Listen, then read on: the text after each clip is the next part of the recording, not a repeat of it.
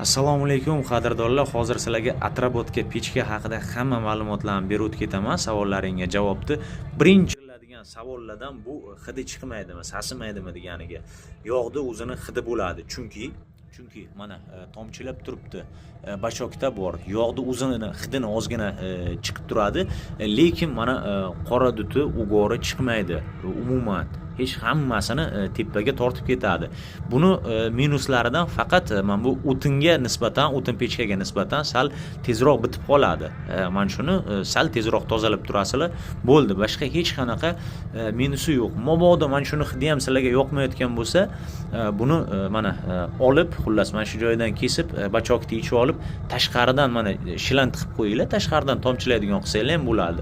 Unda hech qanaqa hidam bo'lmaydi. Mana bu eng kichkinasi, eng arzoni bizning pechkalarimizdan 400 ming so'mligi. Mana o'zimni uyimda turibdi. O'zimni uyimga qo'yganman. Har kuni mana ishlataman. Kraskalari ham mana eng kuchli olov yonadigan joyidan to'g'risi mana ozgina o'chgan. Channatib yoqqanimga, lekin mana qolgan joyi, hamma joyi turibdi. Bemalol qo'ysa bo'ladi. Hammomimda ham bitta turibdi. Kecha sizlarga men ko'rsatgandim. Kimga mana shunaqa ekonomichniy atrobotga pechkalar kerak bo'lsa, bemalol telefon qilaveringlar. 12 ta viloyatga dastavka qilib beramiz. Sog' bo'linglar, omon bo'linglar.